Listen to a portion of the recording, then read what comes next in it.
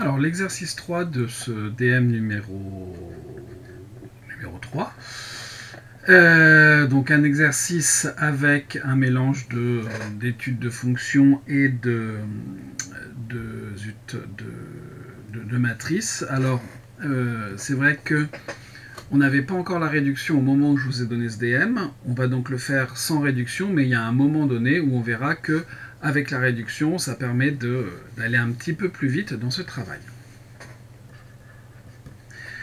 La première question, donc on nous demande d'étudier la parité, non pas la parité, d'étudier la fonction fn suivant la parité de n. Bon. Fn est dérivable sur R en tant que somme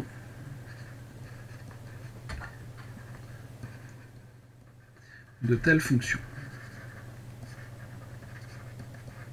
Bon. On se donne x appartenant à R, et fn' de x va être égal à n plus 1 x puissance n plus n x puissance n moins 1. Je peux mettre x puissance n moins 1 en facteur. Facteur donc de n plus 1 x plus n. Bon. Le n plus 1 x plus n, c'est une fonction affine, donc pas de problème, on va savoir étudier son signe. Par contre, le x puissance n moins 1, son signe va dépendre de la parité de n. Et c'est pour ça que on nous demande d'étudier les choses suivant la parité de n. Bon. Alors, commençons par le n plus 1 x plus n. C'est positif si et seulement si n plus 1 x supérieur ou égal à moins n, c'est-à-dire x supérieur ou égal à moins n sur n plus 1. Ça, c'est un premier point et qui est valable, peu importe que n soit pair ou impair. Le deuxième point, c'est x puissance n moins 1. X puissance n moins 1 est positif sur R si, en fait même si et seulement si, n moins 1 est pair, c'est-à-dire donc n impair. Et sinon, donc si n est pair, n-1 est impair, et x puissance n-1 est du même signe que x.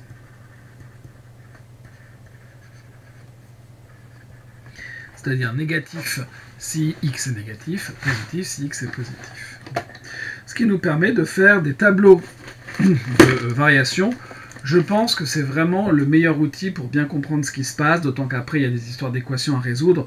Même si on ne vous dit pas explicitement de faire des tableaux de variation, à mon sens, c'est vraiment le meilleur outil. Donc, je vais distinguer deux cas. Si n est pair, donc on a les variations suivantes.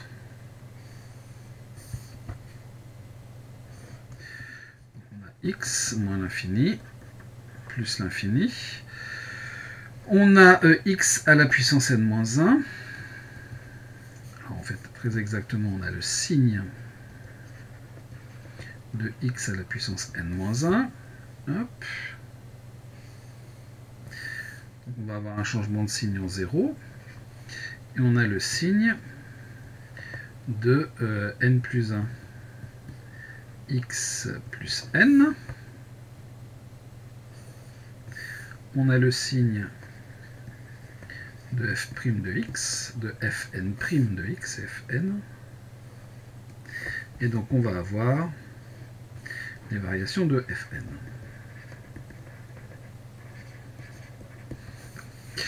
Ici, on a dit que ça changeait de signe en moins n sur n plus 1, qui est forcément négatif. Hein.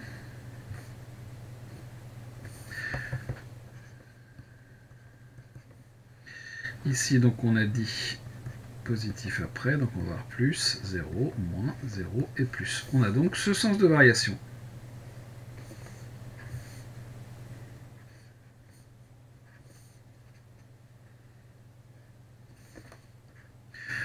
On peut éventuellement s'intéresser aux limites. Hein. F de 0, ça fait 0. Et ici, on a fn de moins n sur n plus 1. Voilà pour le cas n pair. Dans le cas n impair,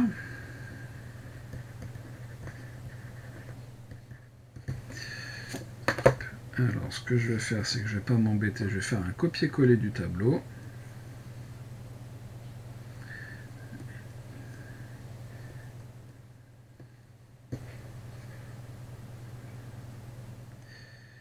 Alors, voilà. Je vais modifier ce qu'il faut modifier dedans. Hop. Donc là, le signe, j'ai pas de changement de signe en 0.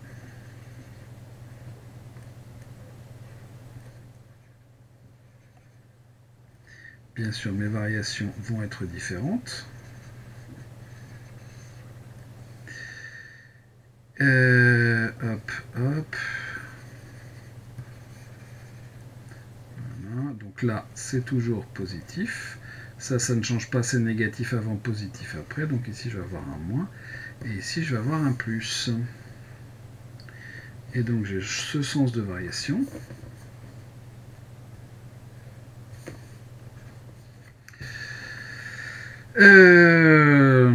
Et ici, on a donc fn de moins n sur n plus 1. Bon. Remarquez qu'on va avoir besoin de deux choses. La limite en moins l'infini et en plus l'infini, puisque derrière, évidemment, comme on a lu les choses, on se rend compte qu'il va y avoir probablement, on parle de nombre de solutions de l'équation, un petit théorème de la bijection, donc on va avoir besoin des limites. Bon. En plus l'infini, vous avez fn de x qui équivaut en plus l'infini à x puissance n plus 1, donc fn de x va tendre vers plus l'infini dans tous les cas lorsque x tend vers plus l'infini. Donc ici on peut mettre 1 plus l'infini, et ici on peut mettre 1 plus l'infini. Évidemment on va avoir la même chose, c'est toujours équivalent au monôme de plus haut degré, donc deux cas vont se présenter. Fn de x va tendre vers, si n plus 1 est pair, ce sera plus l'infini, donc plus l'infini quand x tend vers plus l'infini si n est impair, donc n plus impair. Donc dans le cas n impair, hop, on a plus l'infini, et sinon, fn de x va tendre vers moins l'infini lorsque x tend vers moins l'infini, si n pair,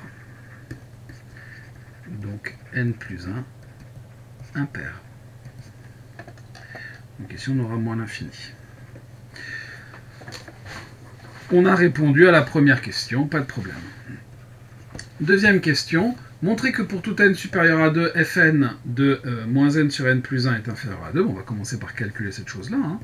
Fn de moins n sur n plus 1, c'est moins n sur n plus 1 à la puissance n plus 1, plus moins n sur n plus 1 à la puissance n, c'est-à-dire moins n sur n plus 1 à la puissance n, facteur 2, moins n sur n plus 1, plus 1. Bon. Cette chose-là est clairement comprise entre 0 et 1. Alors pourquoi?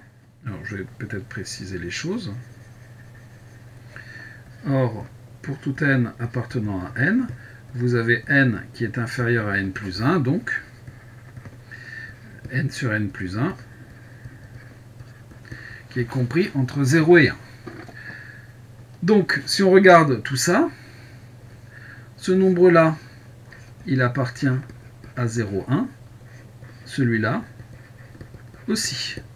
Et donc, par produit, il y a un moins devant celui-là, donc il va être entre moins 1 et 0.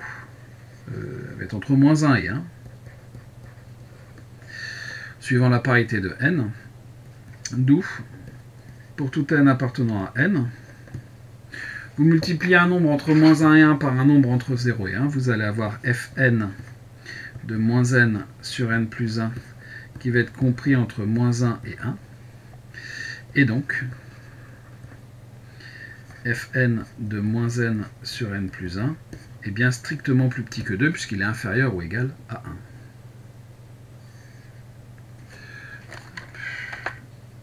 1. Tac. Voilà. J'en profite pour signaler que la bonne tenue des copies ne vous rapportera pas de points, mais par contre ça vous évitera d'en perdre. Voilà pour la question 1b. Question 1c. En déduire le nombre de solutions de l'équation Fn de x égale 2. Dans le cas n pair, vous avez ici Fn de moins n sur n plus 1 qui est inférieur à 2, donc entre moins l'infini et 0, une chose est sûre, c'est qu'on ne dépasse pas 2. Donc si n, j'ai dit pair ou impair, je ne sais plus, j'ai un doute, mais dans le premier cas, c'est dans le cas où n pair. Pour tout x appartenant à moins l'infini 0, vous avez Fn de x qui est inférieur ou égal à Fn de moins n sur n plus 1, qui est strictement plus petit que 2, donc l'équation n'a pas de solution.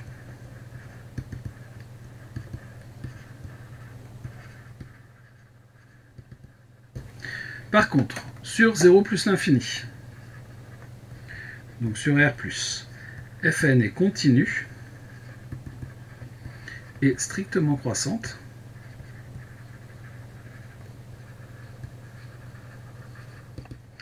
à valeur dans R+. Elle réalise donc une bijection de R+, dans R+. 2 appartient à R+. 2 admet donc un unique antécédent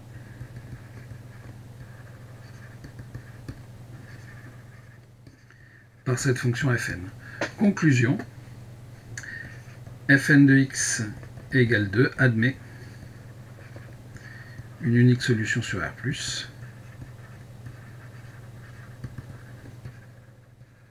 comme il n'y en a pas ailleurs, et donc sur R.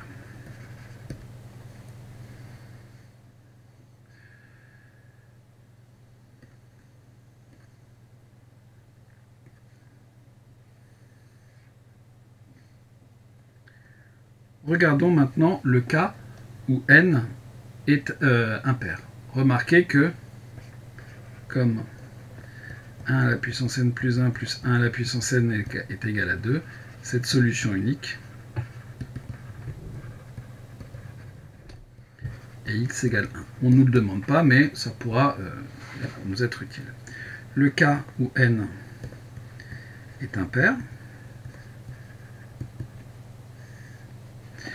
dans ce cas-là, si on regarde notre tableau de variation, on va remarquer que, de même, vous allez avoir une solution entre moins l'infini et moins n sur n plus 1, et une autre solution entre moins n sur n plus 1 et plus l'infini. Mais celle-là, on la connaît, elle va être aussi 1. Elle va être 1, en fait. De la même façon,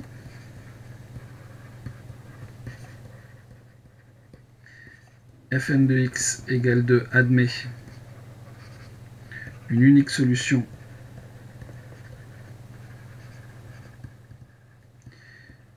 dans moins l'infini, moins n sur n plus 1, et une unique solution sur l'autre intervalle, sur moins n sur n plus 1 plus l'infini, qui est 1 en fait. Donc vous avez une ou deux solutions. Donc l'équation Fn de x égale 2 admet deux solutions exactement sur R. On a même dit un petit peu mieux, on a précisé un petit peu les choses. Mais en tout cas, voilà, on a bien répondu à la question. Question suivante. Question 2. Soit A égale 1, 1, 1, 1, montrer qu'il existe P appartenant à M de 2R, inversible, tel que A égale P dP-1 ou D égale machin. Là, évidemment, maintenant, on sait faire avec de la diagonalisabilité. On peut chercher les valeurs propres de la matrice A, ce qui se fait assez bien, chercher les sous-espaces propres, dire que la matrice est diagonalisable, écrire la matrice de passage, et on s'en sort très très bien. Je vais faire les deux méthodes. Néanmoins, ici, ce n'est pas la méthode qui était attendue, puisque au moment où je vous ai donné ce devoir, on n'avait pas encore parlé de diagonalisation, ou en tout cas, pas suffisamment. Donc, cherchons, je marquais ça ici, méthode sans réduction.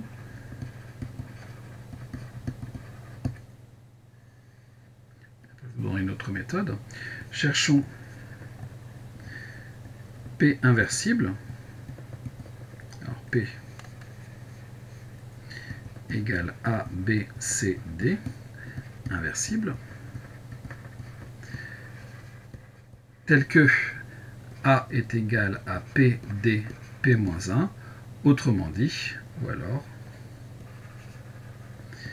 tel que AP est égal à PD. On va faire nos produits. AP, donc c'est 1, 1, 1, 1, multiplié par A, B, C, D. On va obtenir A plus C, B plus D, A plus C et B plus D. Ok. On va chercher P multiplié par D, c'est A, B, C, D, multiplié par 0, 0, 0, 2, c'est-à-dire 0, c'est ça, ici on va avoir 2B, ici on va avoir 0, et ici on va avoir 2D. On doit donc avoir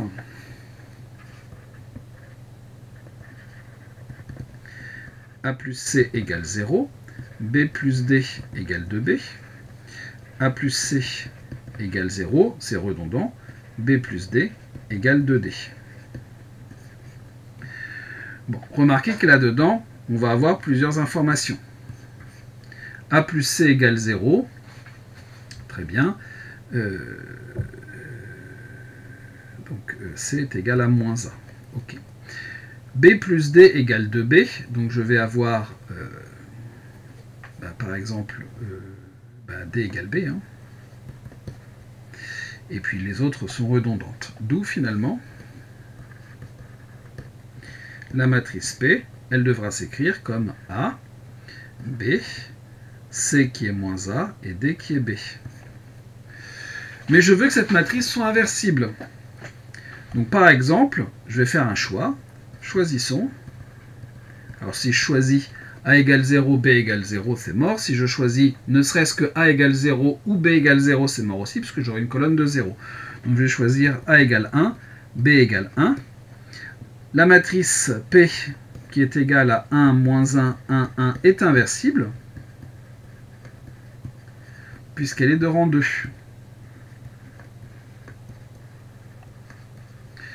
Ces colonnes ne sont pas collinaires.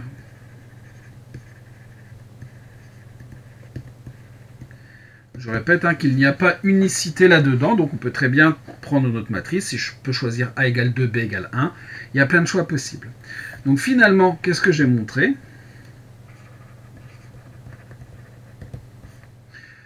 Eh bien, j'ai A est égal à P, D, P-1, où la matrice P, par exemple, c'est 1, 1, moins 1, 1.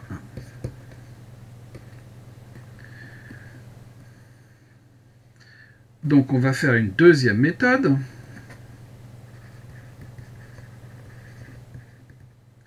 Avec de la réduction.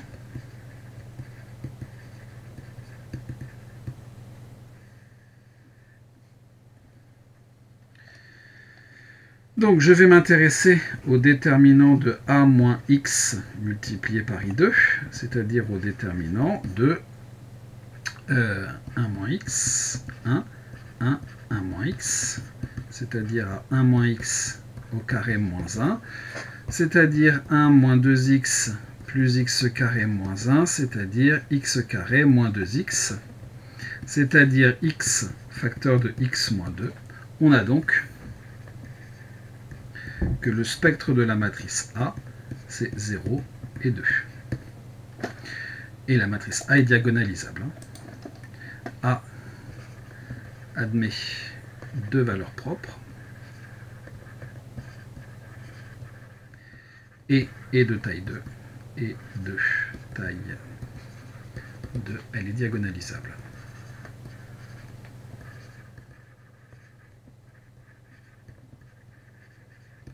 Bon, très bien. Je vais m'intéresser à l'espace E1 de A. 1 n'est pas valeur propre, donc E0 de A. Je me donne un vecteur x, xy, appartenant à E0 de A, c'est-à-dire à quart de A. J'ai donc x plus y égale 0, d'où y égale moins x. Donc E0 de A, c'est vect de 1 moins 1. Très bien. On s'intéresse maintenant à E2 de A. Je me donne un vecteur xy dans E2 de A, c'est-à-dire le noyau de A moins 2 fois l'identité, c'est-à-dire le noyau de moins 1, 1, 1, moins 1. On a donc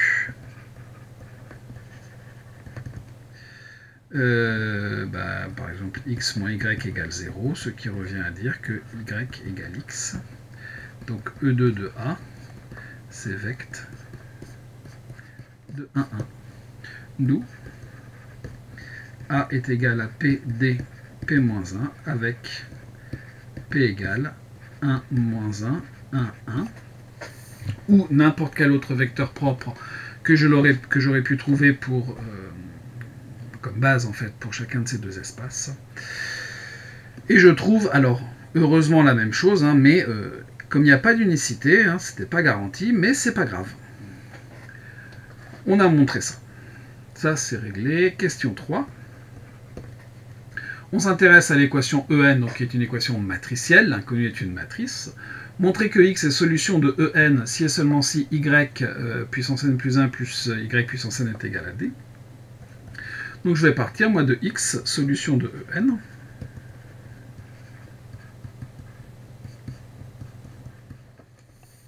Si et seulement si, eh bien forcément x puissance n plus 1 plus x puissance n est égal à a. Si et seulement si, je multiplie à gauche par p-1, à droite par p. p-1, x puissance n plus 1 plus x puissance n, je multiplie à droite par p, ça va être p-1 à p. p-1 à p, d'après ce qui précède, c'est d. Je développe ici, donc je vais avoir du p-1 x puissance n plus 1 p plus p-1 x puissance n p, et ça va être égal à d. Or, y c'est p-1 xp, donc y puissance n plus 1, ça sera p-1 x puissance n plus 1 p, forcément la même chose pour y puissance n. On a donc x solution de EN, si et seulement si y puissance n plus 1 plus y puissance n est égal à d, où y c'est p-1 xp.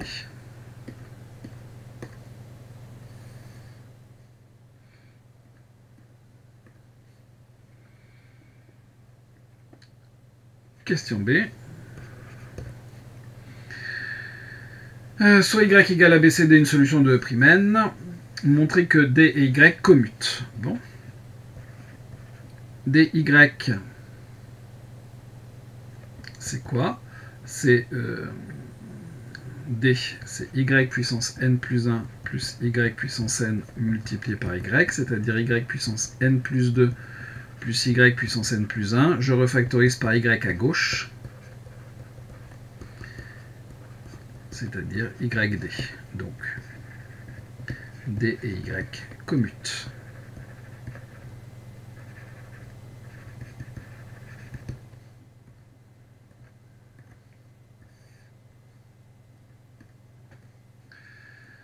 en déduire que B égale C égale 0. Bon, ben, dy. Alors en fait, dy, est-ce qu'on l'a déjà calculé? On va le calculer.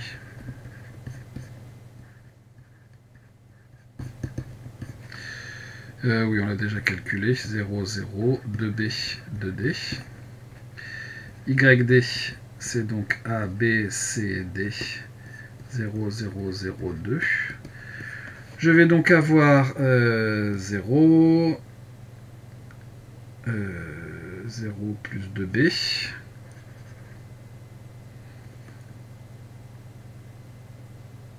suis en train de me dire que j'ai fait des bêtises ici, j'ai voulu aller un peu vite. 0, 0, 0, 0, 0, 2C et 0, 2D. C'est mieux comme ça. 0 et ici je vais avoir 2D, non pas 2B. Donc forcément, comme les deux matrices sont égales, on a alors 0 égale 0, 2B égale 0, 2C égale 0, et 2D égale 2D, ce qui ne nous intéresse pas, d'où B égale C égale 0.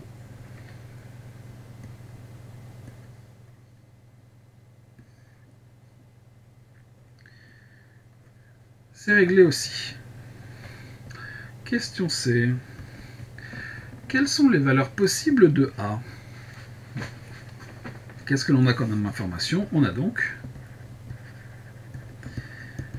Y égale A, B, on sait que ça vaut 0, C, on sait que ça vaut 0, D. Donc l'intérêt, c'est que pour tout n appartenant à n, Y puissance n est égal à puissance n, 0, 0, D puissance n. Tout l'intérêt d'avoir une matrice diagonale. Et donc, qu'est-ce que l'on peut dire? Y puissance n plus 1 plus Y puissance n est égal à D, ce qui revient donc à A puissance n plus 1 plus A puissance n, 0, 0, D puissance n plus 1 plus D puissance n, égale 0, 0, 0, 2. Y puissance n plus 1 plus Y puissance n à gauche, D à droite. Et donc, en regardant les coefficients, A puissance n plus 1 plus A puissance n égale 0. D puissance n plus 1 plus D puissance n égale 2. La deuxième équation, ici, ne va pas nous servir. Or, A puissance n plus 1 plus A puissance n est égal à 0, revient à dire que A puissance n, facteur de A plus 1, égale 0, c'est-à-dire que A égale 0, ou A égale moins 1. On a nos valeurs possibles pour A. Deux possibilités pour A.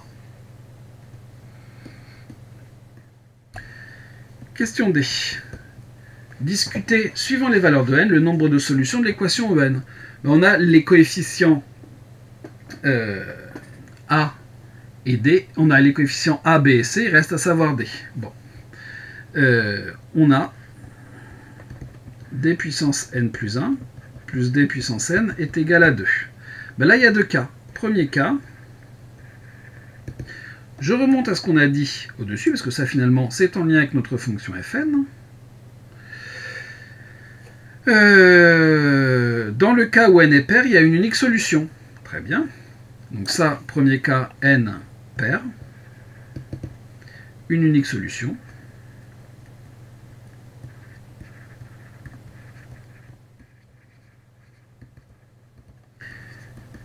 D égale 1. On a donc deux matrices. On va encadrer ça. Hop. Deux matrices sont alors possibles.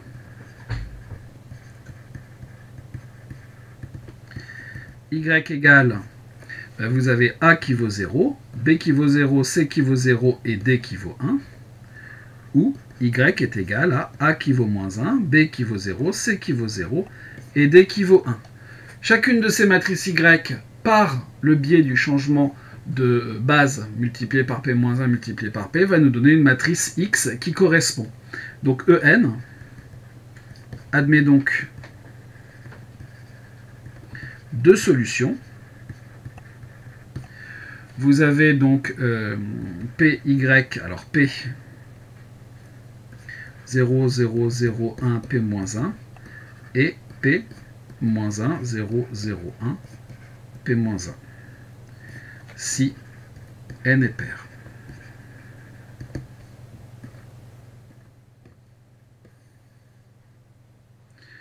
Deuxième cas, qu'est-ce qui se passe si n est impair?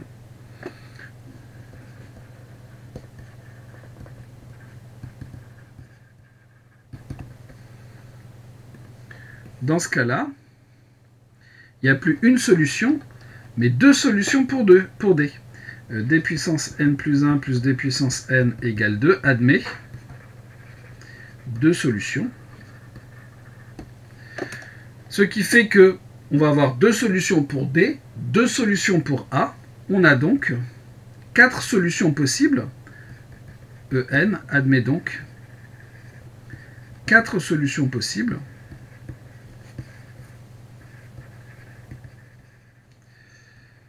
Si n est impair. Deux valeurs possibles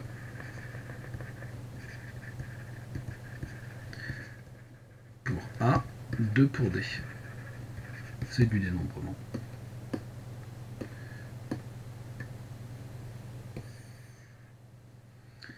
Et nous avons là aussi terminé cette question. Quatrième question, un petit cas, petite application.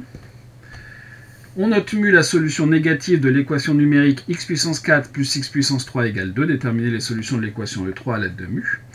Donc d'après ce qui précède, x puissance 4 plus x puissance 3 égale 2 correspond à n égale 3. Alors, je vais écrire un peu mieux correspond quand même. Qui est impair. On a donc deux solutions possibles. L'une que l'énoncé nous dit d'appeler mu, et l'autre qui est 1. Donc on a deux valeurs de D possibles. D'où petit d égale ça et ça, donc ce qui nous donne 4 matrices Y sont possibles. 4 matrices Y sont possibles. Donc vous avez A égale 0, 0, 0 et mu. 0, 0, 0 et 1. Et ensuite, vous avez la même chose avec des moins 1 ici.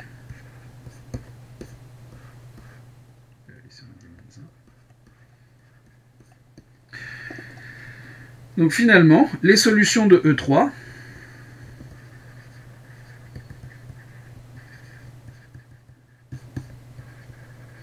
sont, alors je vais marquer celle-là, Y1, Y2, Y3, Y4, PY1, P-1, que je ne calcule pas, PY2, P-1, PY3, P-1 et PY4, P-1. Et on a terminé cet exercice. Voilà.